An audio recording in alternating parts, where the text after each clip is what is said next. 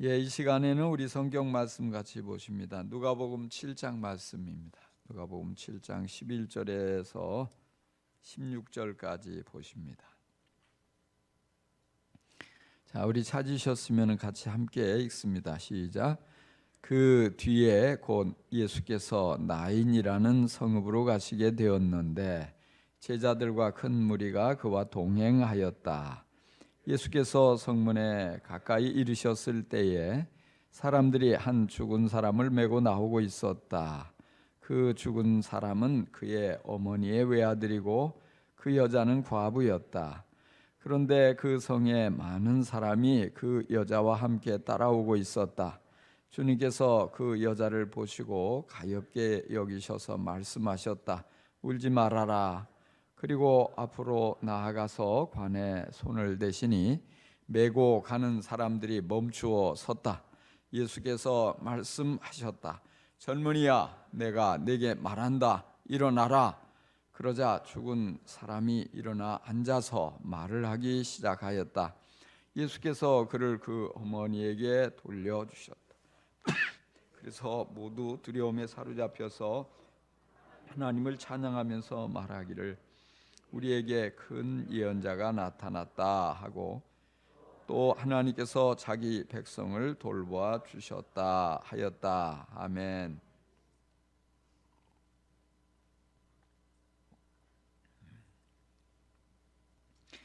최근에 보면은 극단적인 선택을 하는 사람들이 참 많습니다. 삶이 많이 힘들기도 하겠고 또 우울증과 같은 그런 질병으로 인해서 이 어려움들을 고통스러운 것들을 견디지 못하고 이런 선택을 하는 이들 많이 있음을 보게 됩니다. 또 그런가 하면 또 학대를 통해서 죽음을 맞는 그런 안타까운 이들이 많습니다. 어떤 통계에 보니까 1년에 한 30명 정도의 어린이들이 이런 학대를 받아 죽게 되고 있다는 것입니다.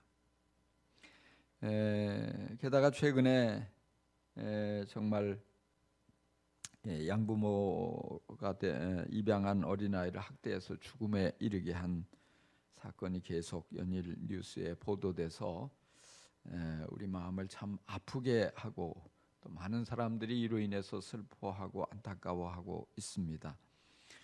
그런데 바로 그들이 또 목회자의 가정에서 자라난 기독교인이라는 것, 또 이게 마음을 굉장히 안타깝게 만들고 있어요. 우리나라의 대표적인 기독교 대학을 나왔고 또 기독교 방송에서 일을 하는 그런 사람이고 또 목회자의 가정에서 자라난 누가 봐도 독실한 기독교인인데 어떻게 그런 일을 저질렀을까, 그렇게 죽음에 이르게 하였을까 하는 것이 우리를 참 부끄럽게 하기도 하고 놀랍게 하기도 하고 참 괴롭게 만들고 있습니다. 그런 뉴스를 보면서 그런 생각도 들어요. 혹시 나는 바로 그런 참 부끄러운 일과 상관이 없다고 말할 수 있는가? 내가 이제까지 살아오면서 누군가를 죽음으로 몰고 간 일은 없는가? 누군가에게 직접 내가 죽이지는 않는다 할지라도 그로 하여금 죽음을 생각하게 낙심을 안겨주고 있지는 않는가? 내 가정에서 자라난 자녀들은 나를 통해서 혹 학대를 받았거나 또 정말 삶의 의욕을 잃어버린 그런 일은 없었는가? 이런 것을 돌아보게 되고 참 많이 반성하게 되고 또 문제가 무엇인가를 생각해 보기도 합니다. 그런데 우리가 믿는 예수님은 누군가를 죽인 적이 한 번도 없죠. 죽음으로 몰고 가시지도 않았고 오히려 죽어가는 많은 사람들을 살려내셨고 많은 이들을 살리기 위해서 당신께서 십자가에 못 박아 죽음을 당하는 그 길을 기꺼이 감수하셨습니다. 또한 주님의 사역을 자세히 들여다보면 죽어가는 이들을 살렸을 뿐 아니라 이미 죽어서 시체가 된 이들까지도 여러 사람을 살려내는 놀라운 사역을 하셨어요. 그래서 우리의 복음은 참 죽어가는 사람을 살리는 능력이 있는 복음입니다. 우리가 복음을 전하는 목적은 사람을 살리고자 하는 그러한 목적 이외에 다른 것이 없어요. 어떤 절망적인 사람도 복음을 받아들일 때 복음의 능력으로 인해서 생명을 얻게 되고 또 삶의 의미와 의욕과 방향을 발견하게 됩니다. 그 생명은 한순간의 생명이 아니라 영원한 생명으로 이어지는 것입니다. 그런데 사람들이 왜 기독교인에게서 그 아름다운 생명을 발견하지 못하고 있을까요? 죽어가는 사람들이 기독교인을 만남으로 인해서 다시 살아나는 이 짜릿한 일을 점점 보기 힘들어지고 있는 이유가 무엇일까요?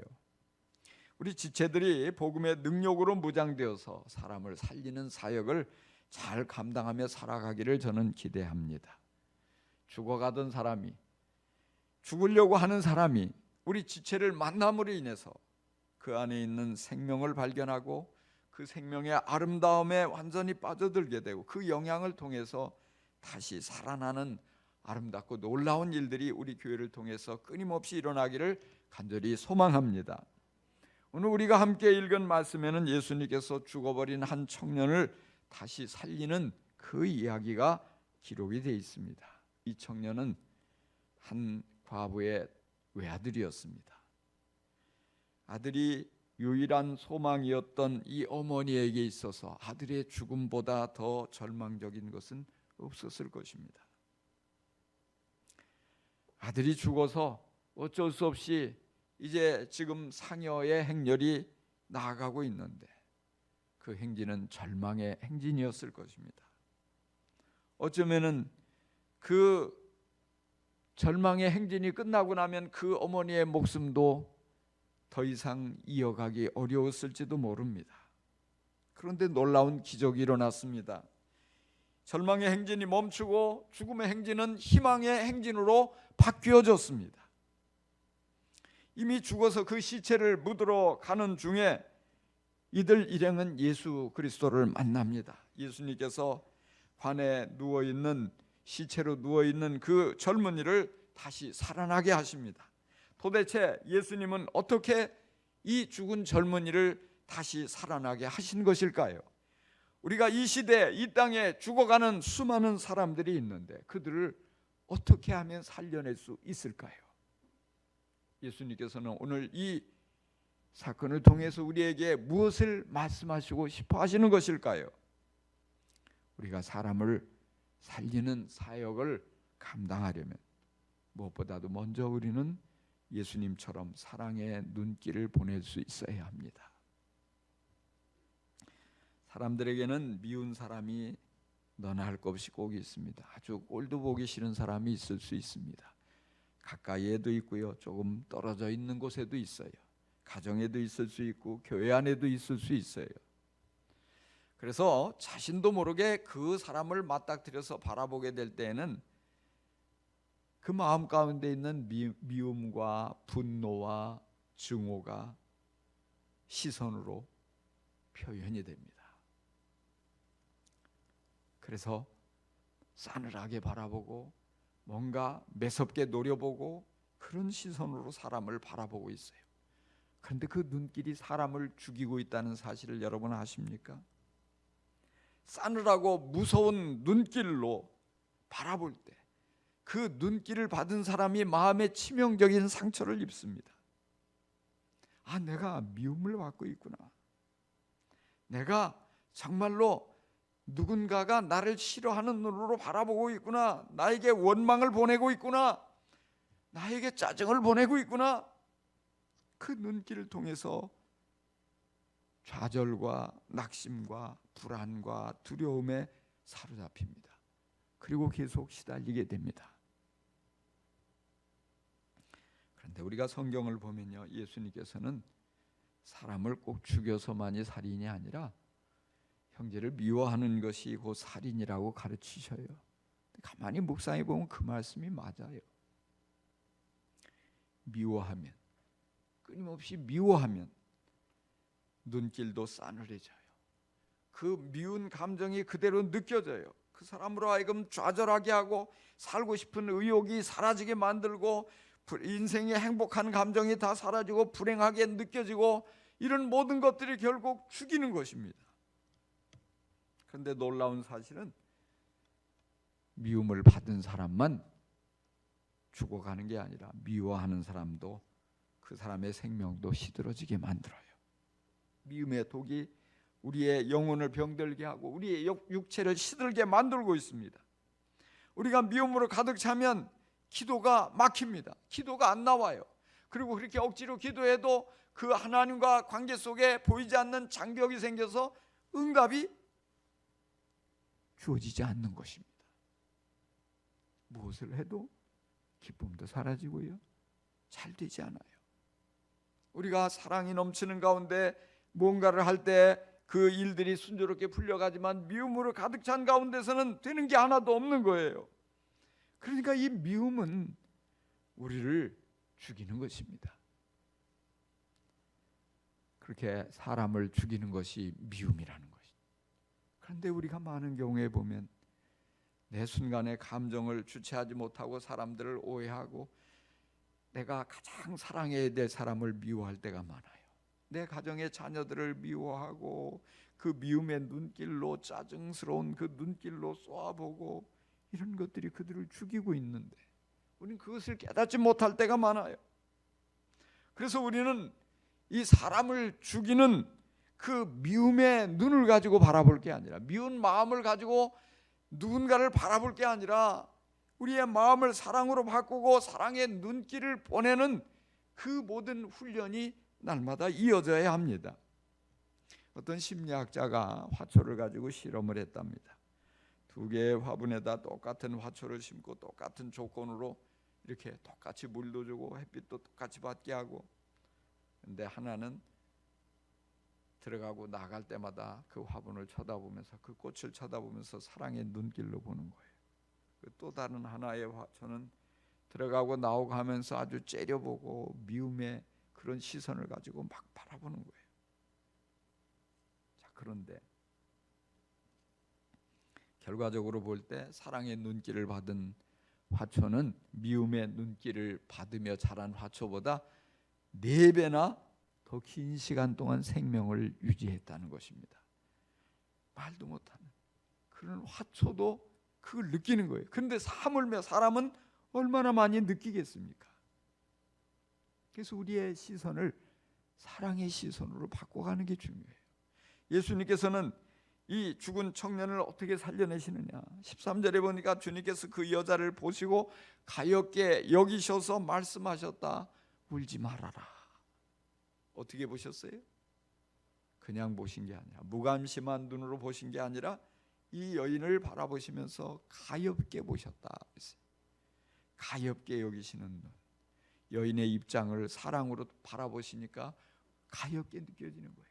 얼마나 마음이 아플까, 얼마나 슬플까, 얼마나 고통스럽고 괴로울까, 이것을 주님께서는 온몸으로 같이 느끼시면서 사랑이 담긴 눈으로 바라보시는 거예요. 나와 무슨 관계가 있어? 외면하는 게 아니에요. 아유 참, 어떻게 저런 모습이야. 못마땅한 눈이 아니에요. 사랑의 눈으로 그 여인을 이해하고 불쌍히 여기고 정말 도와주고자 하는 그런 마음으로 바라보는 거예요. 여인이 예수님과 눈이 마주쳤을 때 어떤 느낌이었을까요? 아마 큰 위로를 받았을 거예요.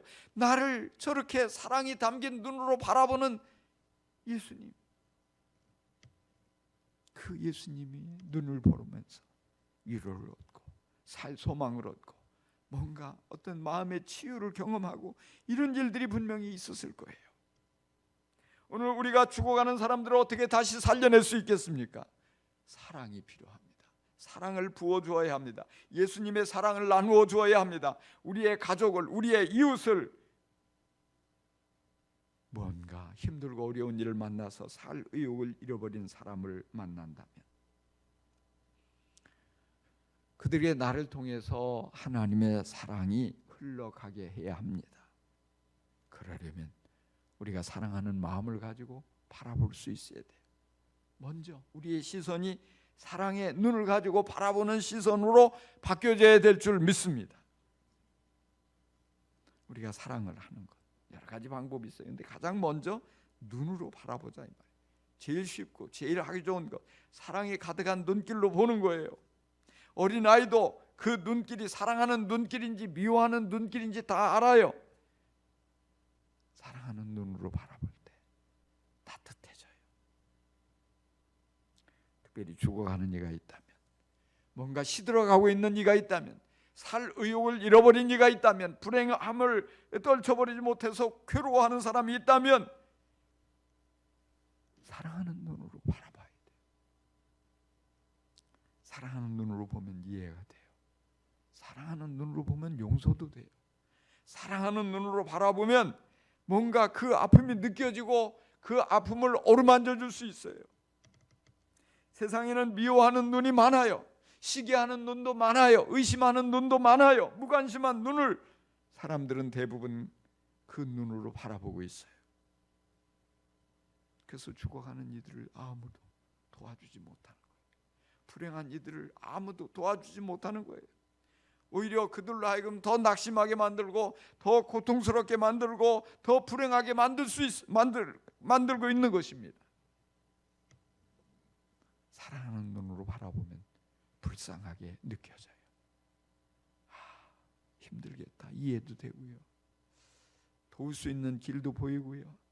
뭔가 그 눈을 통해서 그 마음을 만져줄 수 있는 거예요. 우리가 그런 눈으로 사람들을 바라보기 시작할 때, 내 가장 가까운 가족들을 바라보기 시작할 때 큰 위로가 넘쳐날 것입니다. 살아가고 싶은 의욕이 솟아날 것입니다. 행복하게 변하게 될 것입니다.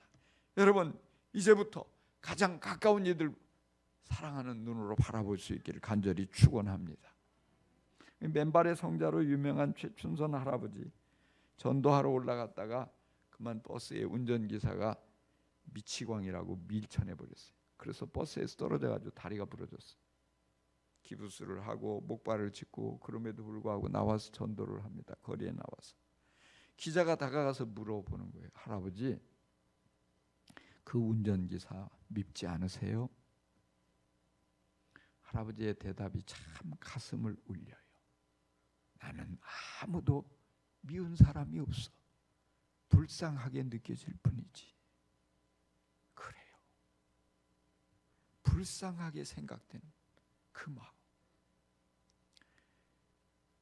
이 마음은 바로 예수님의 마음이에요. 예수님 아무도 미워하지 않으시잖아요. 그러니까 우리가 예수의 제자인데, 근데 우리가 미워하는 사람이 다 있잖아요. 미워하는 사람, 꼴도 보기 싫은 사람. 왜 그래요? 내 마음의 사랑이 말라버린 게 문제예요. 그 사람의 잘못이 문제가 아니고, 그 사람이 나한테 정말 해를 끼친 게 문제가 아니고 내 마음의 사랑이 말라졌기 때문에. 그러다 보니까 잘한 것은 아무것도 생각이 나지 않고 잘못한 것만 생각이 나서 미워하는 거예요. 원망이 생기는 거예요. 내가 가장 사랑해야 할, 내 가장 가까이에 있는 내 아내를, 내 남편을 꼴도 보기 싫어하는 거예요. 왜? 내 마음의 사랑이 말라서 그래요. 잘못을 많이 해서 그게 문제가 아니라고요. 근본 문제가. 이제부터 오늘부터 사랑이 담긴 눈으로 바라보세요. 남편도, 아내도, 자식도, 부모도, 교인도 사랑의 눈으로 바라보세요. 그러면 용서도 되고요, 이해도 되고요. 그리고 무엇보다도 내 눈길을 통해서 예수님의 사랑이 느껴지게 되고, 예수님께서 주시려는 생명이 흘러가게 되고, 죽으려고 하는 사람이 다시 살아나게 되고, 이런 놀라운 기적이 일어난다는 사실을 여러분 깨닫고 사랑이 가득 담긴 눈으로 서로 바라볼 수 있기를 간절히 축복합니다. 두 번째로, 우리가 사람을 살리는 사역을 하려면 사랑의 손길을 보내야 합니다. 사랑의 손길. 이 청년이 살아난 것은요, 예수님의 손길 때문이었어요. 14절 말씀이에요. 그리고 앞으로 나아가서 관에 손을 대신이 메고 가는 사람들이 멈추어 섰다. 관에 손을 댔어요. 주님 아무 말씀 없이 가서 관에 손을 대시는 거예요. 근데 이게 손 대는 거 별거 아닌 것 같잖아요. 근데 유대인들에게 있어서는 특별한 거예요. 왜? 율법에 보면요, 시체를 만지지 말라고 돼 있어요. 뭐 나 환자나 이런 이들도 만지면 안 되죠. 왜 그러냐? 부정하게 된다는 거예요. 부정 타는 게 아니고 부정하게 되는 거예요. 부정. 그래서 그거는 어떻게 보면 하나님께서 본질적으로 이렇게 오늘과 같이 뭐 전염병이 확산되는 것을 막기 위한 그런 어떤 그 율법에 그렇게 통해서 금하신 것이기도 하죠. 그래서 실제 율법에 따르면은 이렇게 부정을 입게 되면은 성전에 가서 예배를 할 수도 없어요. 또 그리고 어떤 맡겨진 직무가 중요한 직무라도 할 수가 없어요. 제사장이 제사의 직무를 못 하는 거예요. 모든 면에 또 가정에서 같이 지낼 수도 없고 이렇게 진 밖으로 나가야 돼요. 그러니까 오늘로 치면 우리 격리하죠. 격리. 2주간 격리. 그런 식이에요. 이게 벌써 격리가 여기 성경에 나오거든요. 그런 큰일이잖아요. 그러니까 피하는 거예요. 시체를 피하고. 근데 예수님께서 만지셨단 말이에요. 나 환자도 만지셨죠? 더러운데 어떻게? 전염되면 어떻게? 그런데 예수님께서는 꼭 만지셨어요. 안 만져도 얼마든지 능력이 많으셔서 고치실 수 있잖아요. 멀리서도 말씀만 해도 고치고 그런 적이 많잖아요. 근데 왜 꼭 예수님이 만지셔요? 그런 모든 것을 뛰어넘어서 만지신 이유는요, 사랑을 느끼게 하려고. 왜 만지셨다고요? 사랑을 느끼게 하려고. 만지지 않아도 되지만 꼭 그럼에도 구태여 만지고 위험을 무릅쓰고 만진 것은 사랑한다는 것을 느끼게 해주려고.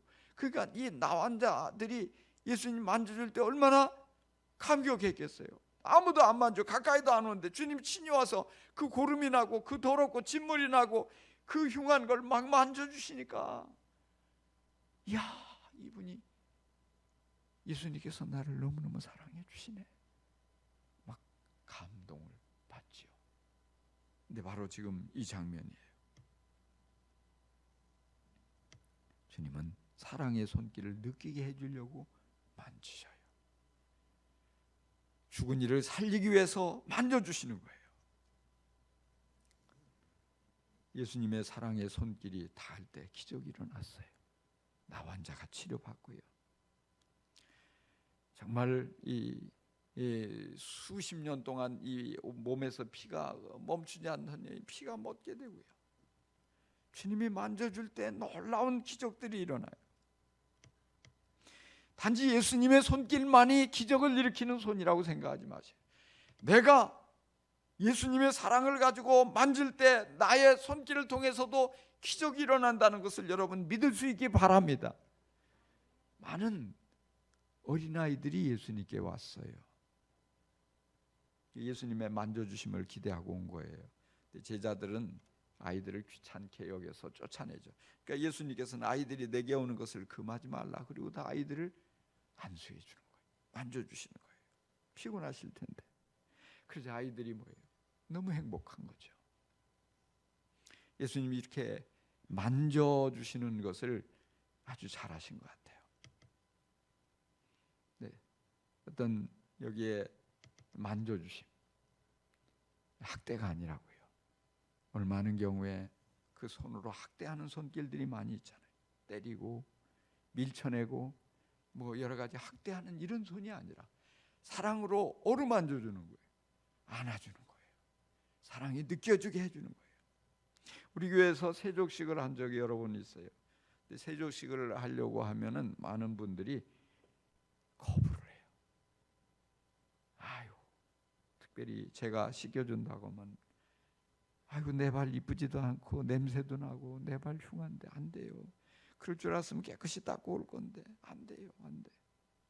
근데 이렇게 세족식을 하다 보면 남자 여자 가릴 것 없이 많은 이들이 눈물을 주르르 흘려요. 나중에 간증을 하면서 그런 고백을 하는 이들이 많이 있어요.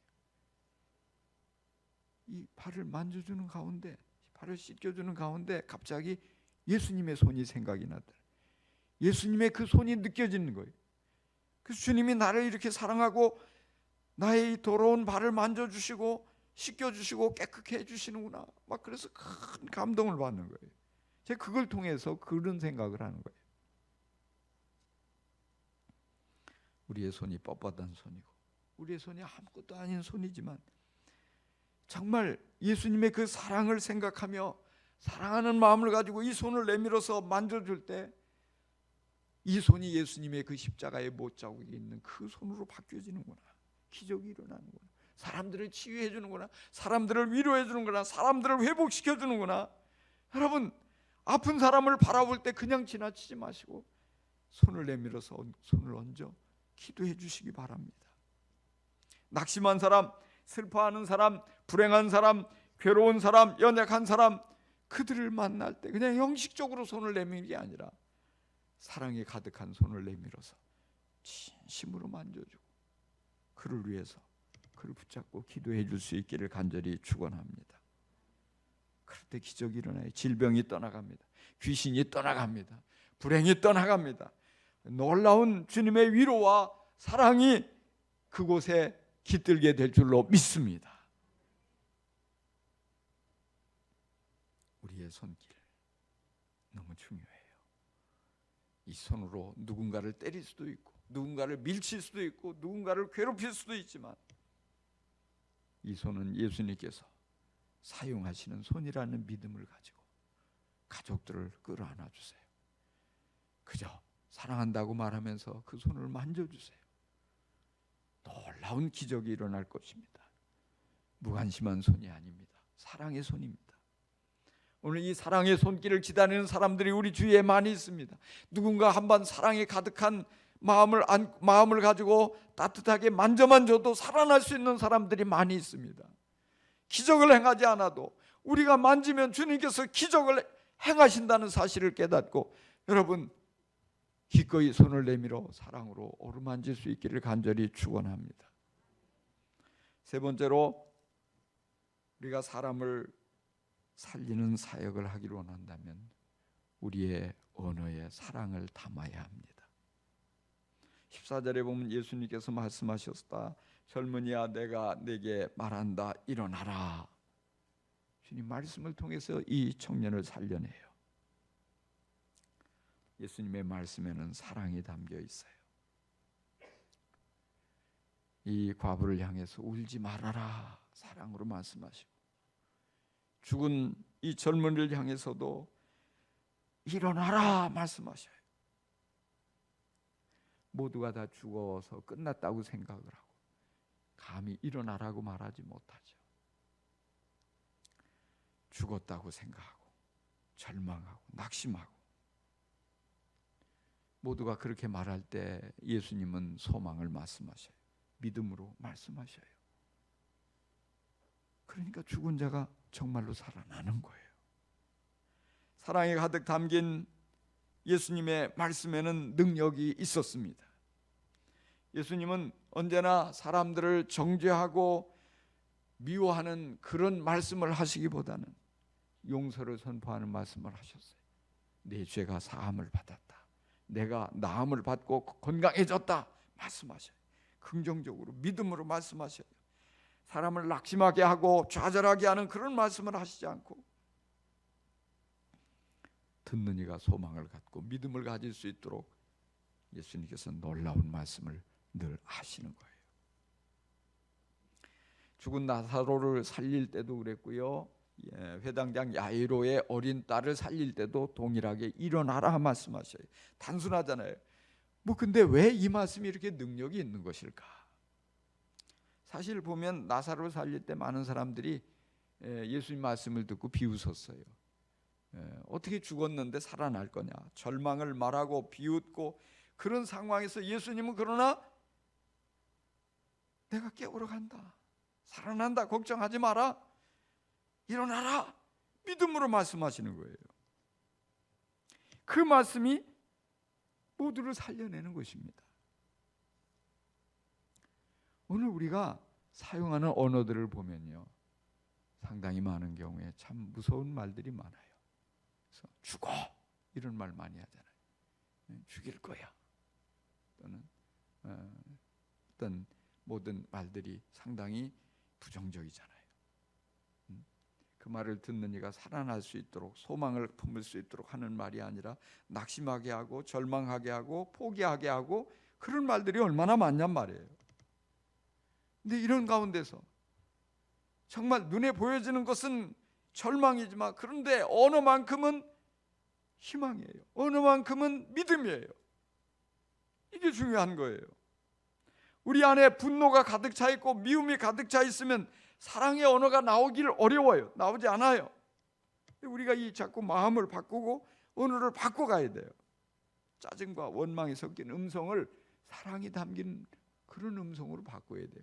그리고 정말 뭔가 부정적이고 뭔가 절망적이고 사람을 죽이는 그런 말들을 욕설과 되는 말들을 모두 우리에게서 다 제해버리고 생명의 언어, 살리는 언어를 해야 돼요. 며칠 전에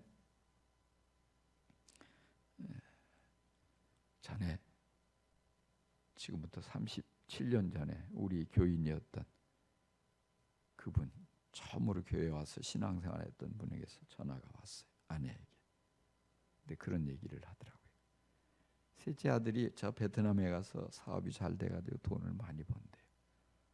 그래서 엄마한테, 이제 남편도 죽고 홀로 된 엄마한테 한 달에 300만 원씩 생활비를 보내주겠다고 했다고.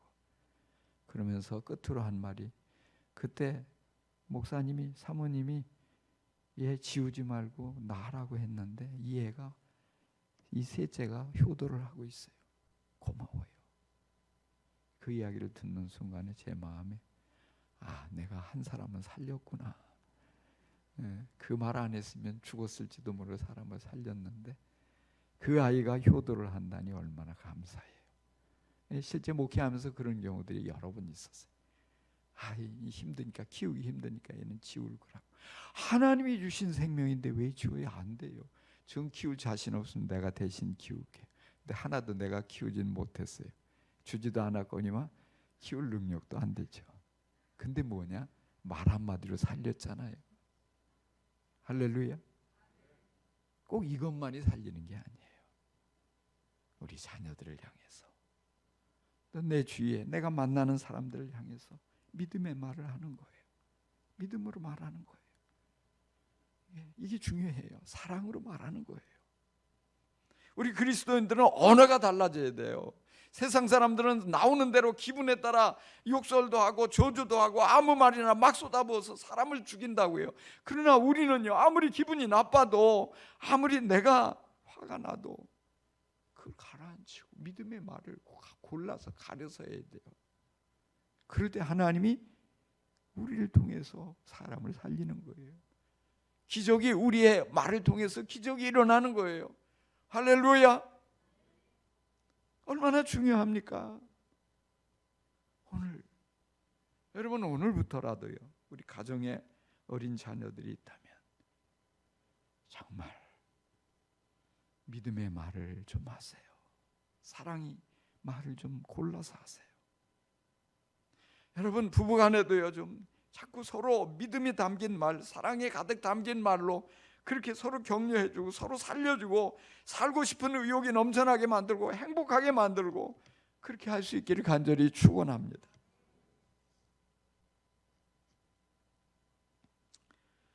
오늘 우리가 살아가는 우리 주위에 살아있는 것들이 너무나 허무하게 죽어가고 있습니다. 우리 가족들이 죽어가고 있습니다.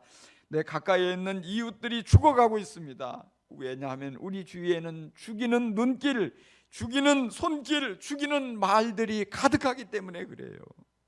예수님께서는 모든 죽어가는 것들을 향해서 이미 죽어 있는 것들까지도 사랑의 눈길로 바라보시고 사랑의 손길로 만지시고 사랑의 음성을 들려주셨습니다. 그래서 살려내셨습니다. 여러분도 예수님의 사랑의 눈길과 사랑의 손길 그리고 사랑의 언어를 가지고 생명을 살려내는 귀한 사역을 하실 수 있기 바랍니다.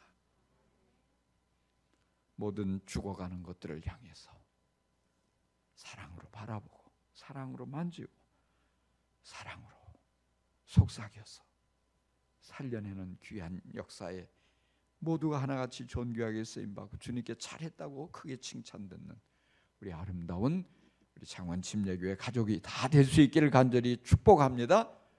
할렐루야. 기도하십시다. 하나님 아버지, 주님께서 내게 맡겨주신 귀한 사람들을, 저들을 향해서 미워하는 마음으로, 혹 정말 미워하는 눈길로, 또 그런 손길로, 그런 언어로 죽게 만들지는 않았는지요. 주여, 우리의 모든 부끄러운 것들을 다 주 앞에 내려놓습니다. 용서해 주시고 오늘부터라도 사랑을 담아 서로를 바라볼 수 있게 하여 주옵소서. 사랑을 담아 어루만지고 정말 붙잡아 일으킬 수 있게 하여 주옵소서. 사랑이 담긴 언어로 소망을 주고 용기를 주고 믿음을 품을 수 있도록 도와줄 수 있게 저희들을 사용하여 주옵소서. 감사합니다. 주 예수 그리스도 이름으로 기도합니다. 아멘.